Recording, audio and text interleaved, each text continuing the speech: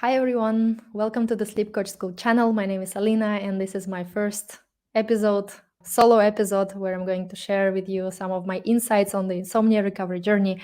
And first of all, I want just to share with you that recently Coach Daniel has approached me and offered me to start creating some of the content for this channel. And I was really excited to go for it because I hope that anything that I learned during my insomnia recovery journey can also help others who are on the same path.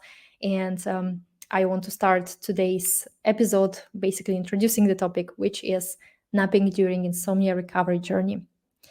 And the way how I structure today's episode basically in three parts. So the first part, we are going to talk about the general kind of like perspective of these teachings on napping, whether it is okay to nap or not okay to nap. I'm going to explore a little bit why is it that for some people napping during insomnia becomes very challenging. And then I'm going to discuss a little bit like what can make it again like easier, what can bring back this kind of ability to nap during the day. Now, I want to start this, with generally introducing like, our vision on, whether naps are okay or not okay. Basically, yes, it is allowed to nap during insomnia recovery journey. I know that it can be contradicting with some of the teachings, such as CBT-I, that has a quite rigid outlook on that, which is basically naps are a bad thing during recovery. It kind of like steals our sleep drive. But I don't quite agree with that kind of statement because even during my insomnia experience, my problem was not actually the lack of sleep drive. I think I had plenty of it because I was struggling a lot with sleeping or not sleeping. But the problem is actually in the hyperarousal, the abundance of that hyperarousal, the fear around not being able to sleep. And that fear triggers our survival mechanisms, making it very difficult for sleep to happen. And this is why it is not really the issue of a sleep drive. So from this kind of like outlook, this is why napping is allowed. It is not going to completely steal our whole sleep drive.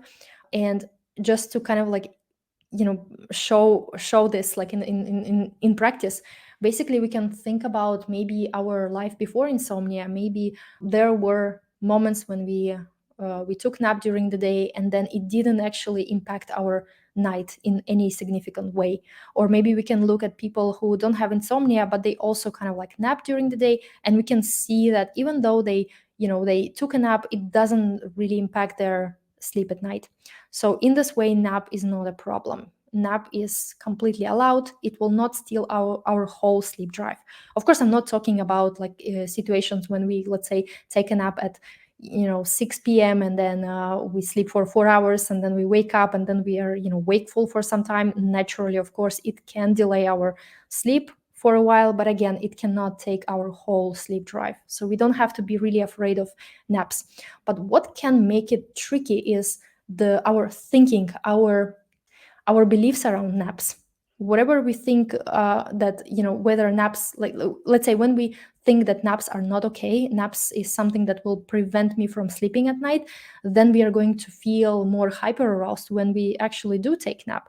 And that hyper arousal, that fear or thinking about naps is what can make it challenging to sleep at night. So nap itself is not a problem, but fearing that it is a problem, that's what kind of like creates this hyperarousal, making sleep more challenging. Now, I know that many people kind of like have this internal conflict whether I should nap or not. And of course, it is not something that we are obliged to nap and or we have to. But I just want to make it clear that it is not a big deal if we do take nap. I think napping can feel nice, wonderful, and it's completely okay to go for it if that is something that can make our day at least a little bit better. So I don't judge people based on like whether they prefer to nap or not. Now I know that for some people that can be challenging. Actually, to take a nap becomes a very challenging, even though they would like have some rest during the day, they find themselves unable to actually nap. And this was the case for me as well. During my insomnia experience, I kind of like, I thought I actually lost ability to nap during the day. No matter how hard I tried, no matter how calm I was still not able to actually relax during the day. And this part is mostly for those people who also find it difficult to kind of like rest and nap during the day. I know that not everyone has this kind of like issue. I know that some people actually don't have any problem with napping, and this is great. So for those who find it challenging, I hope that this part of this video is going to be helpful. So first, it makes sense to talk about why is it that nap suddenly becomes difficult. Well, first of all, we didn't lose this ability. It's not gone, it's not unlearned, it's not broken. It is still there. It is just masked behind this layer of pressure, layer of hyperarousal. And I'm going to talk about it a bit later in this video, but I want to say right now that it is possible to kind of like get this ability back. And I'm going to talk about later, like in more detail. But there are two possible reasons why napping becomes difficult during insomnia experience. And the first is, generally speaking, the fearful association with sleep. When we struggle with insomnia, we kind of like accumulate a lot of these painful memories of us struggling with sleep during the night. And it might kind of like transfer to any type of sleep, no matter where it is or when it is. Even during the day, when we kind of like lie down and we try to prepare ourselves for like resting and sleeping, that association might kind of like evoke those memories and making us more hyper aroused, more alert, which can make it trickier to for sleep to happen during the day. The second reason is to actually pressure to nap. When we think that, and this is actually really common, when a person has, let's say, didn't sleep much at all or at all at night, then they feel like, okay, now I have to get enough of hours during the day. So this kind of like have to, this pressure to sleep during the day, that's what makes sleep again challenging. It's valid for any type of like, doesn't matter if it's like day sleep or night sleep. Any sort of pressure is going to create more challenge when it comes to sleep. So whenever we think like we have to nap so that we get enough of sleep hours, or we kind of like get in a safe zone, this is what makes it so tricky, because nap then turns into a task. It becomes very performative. It becomes this kind of like obligation. And the true nature of nap, or the true purpose of nap, is actually to rest, to let go of pressure, to not do anything, to relax.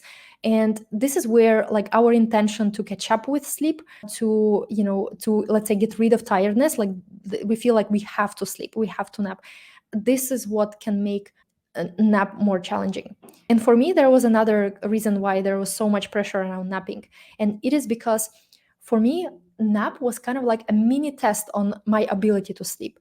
So I thought that, okay, I cannot sleep during the night, but if I'm able to get even like, I don't know, 10 or 20 minutes of sleep during the day, then I can show myself that I'm able to sleep. So for me, like nap became kind of like a measurement of my success. So if I can pass this mini test, then it means that I can sleep. But paradoxically, because I perceived it as like a test for my ability to sleep, then of course it created so much pressure on me, and it was very difficult for me to actually relax and rest during the day. So pressure is definitely something to contribute to difficulty to nap during the day. Now, let's talk about what can be done when we find ourselves in this difficult situation. And of course, it can be very frustrating because we have we struggle during the night, and then we also struggle during the day. And I hope that the insights that I'm going to talk about here are going to be helpful. So the first thing that we need to keep in mind is, again, since the difficulty to nap is based on the pressure, we need to let go of forcing ourselves to nap. For me, as I said, like ability, quote unquote, ability to nap came as one of the last things on my journey. So for maybe like 99% of my whole experience, I actually couldn't nap during the day, even though I've already been doing better in terms of I had less hyperarousal, I had better sleep, but there was still part of me that was a little bit fearful around this like napping. So for me, it was kind of like this ability was was not available for a majority of my journey. And I think it's helpful to not pressure that, not to try to rush through this process and make it happen right now. Allowing things to take their own time and unfold however they unfold is the best thing we can do for ourselves, is the kindest thing that we can do for ourselves. Because in the absence of pressure, in this kind of like in creating this space for all the things to just develop and evolve however they evolve, that's what can actually facilitate and maybe even speed up this process. So not forcing napping is one of the kind of like general approaches here. Now, another thing that might be helpful is to revisit the whole idea of napping, because it might be that right now that our idea of napping equals sleep. So we think that nap only counts if it includes sleep. But this again introduces pressure, because if, let's say, we choose to nap during the day, but then it doesn't kind of like end up with us sleeping, then we get very frustrated. We feel like we have failed at this task. And again, we think about nap as a task, and that's not really helpful. What I find really useful here is to switch our concept of nap towards resting, not making it just about sleeping. Though it can happen that we will, it will end up with sleeping, but it doesn't have to end up with sleeping. And maybe it can even help like to think about that our own experience before we had insomnia, that is it always true that every time we napped it ended up with us sleeping? Maybe we can find actually evidence that some naps just were just relaxed awake state, and that was enough. There was no frustration, there was no this self-blame that was going on when we just kind of like were awake but just like resting during this napping. So it might really help to realize that not every nap has to actually end up with us sleeping, and that can reduce a lot of pressure. So how that makes sense so far? Then another point what makes sense is to start considering the place from which we make the decision to nap. And I find that choosing to rest because we feel like it, because we want to, is much better than choosing to rest because we feel like we have to. So when there is this kind of like an obligation component, then it might be helpful just to see, do we actually really want to rest right now, or do we think that we have to?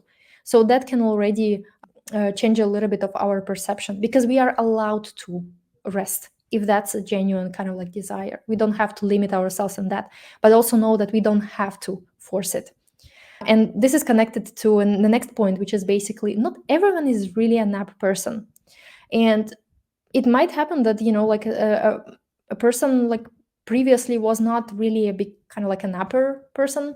They didn't rested during the day, and that was completely okay. So not everyone actually needs to have rest during the day. Sometimes we can like get through like without that. So also realizing that there might be just like kind of like a type of a personality who's like for whom napping is not like a regular thing, and that's completely okay. And I also know people in my surroundings who also like they don't nap.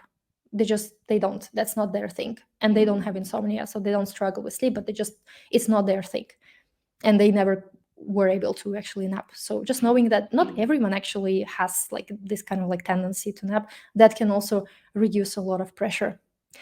And the last thing here is that also we don't have to be afraid of napping, because I know that there is a lot of like the pressure that, oh, like if I'm napping that I'm doing something wrong, or maybe I'm kind of taking away my sleep drive. And as I said earlier, napping is completely allowed. It is our free choice.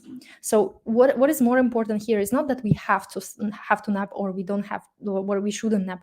It's more about that recognizing that we do have a choice when it comes to how we want to spend our days, and thinking of napping or resting during the day as one of the possibilities, of many possibilities, how we can introduce a little bit more of self-care and self-kindness on this journey, that can already start to change our perception of napping. Instead of making it as a kind of like a tool to gain something, it's more like our ally, something that can allow us to, get through some rough patches. And again, but by napping, I don't mean sleeping. We don't have to actually sleep. It can be just resting.